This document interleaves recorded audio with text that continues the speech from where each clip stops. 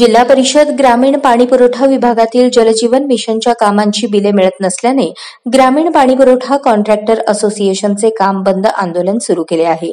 मुदतवाढ देताना विनादंड मुदतवाढ द्या, जादा दराच्या निविदांना प्रशासकीय मान्यता लवकरात लवकर द्या यासह इतर मागण्या संघटनेच्या आहेत।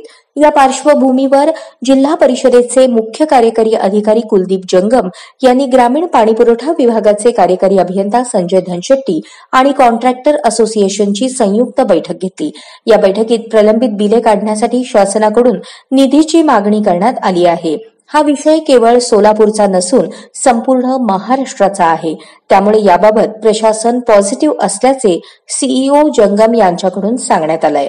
दरम्यान कॉन्ट्रॅक्टर असोसिएशनचे कार्याध्यक्ष आनंद तोडकरी जिल्ह्यातील 1000 कामे बंद ठेवल्याचे सांगत येत्या दिवाळीच्या आत बिल अदा करावेत अशी मागणी केली आहे। आज आम्ही पत्रकार परिषद घेतली कारण मार्च पासून कोणतीही बिलं ठेकेदाराला अदा केली जात नाहीत। जवळजवळ 40 कोटीची बिलं जिल्हा परिषदेकडे आता पेंडिंग आहेत। 189च्या फाईल चौकशीखाली त्यातल्या 63 फाईलची बिलं पेंडिंग आहेत आणि त्याच्यावर निर्णय नाही आहे। फाईलची त्याची जी चौकशी आहे ती त्या टेंडर प्रोसेसची चौकशी आहे, त्यात कोणत्याही कामाची चौकशी नसून ठेकेदाराला त्यात सफर केलं जात आहे। दुसरा मुद्दा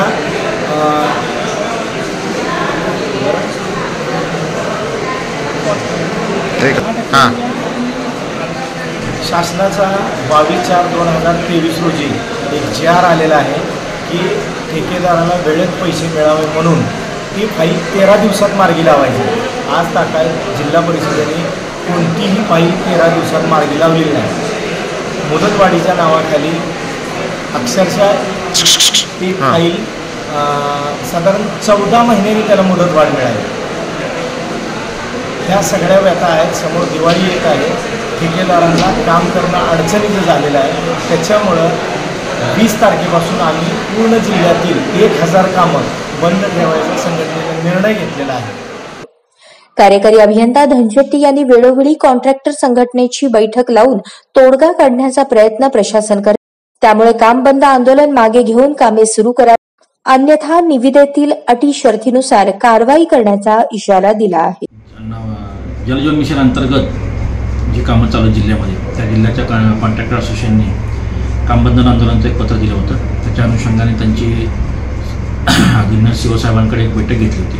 त्या बैठकीच्या अनुषंगाने त्यांना एक पत्र देण्यात आलेलं आहे। त्या पत्रामध्ये त्यांनी जे मुद्दे उपस्थित केले होते त्यांच्या निवेदनामध्ये, त्याच्यामध्ये प्रामुख्याने मुद्दा होता की मुदतवाढीला विनादंडाने प्रस्ताव मंजुरी द्यावी, मुदतवाढीच्या प्रस्तावाला, पण त्या अजिबात असं करता येत नाही। नियमानुसारच त्यावरती दंड लागत असतो तर दंड लावण्याची, दंड लागत नसेल तर त्याला दंड लावता येणार नाही, पण या बाबतीत नियमानुसार कारवाई करण्याची।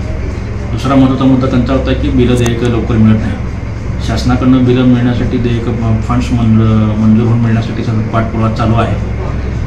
तर मी आल्यापासून जवळपास 3 ते 4 पत्रांनी त्याच्या पैशाची मागणी केलेली आहे।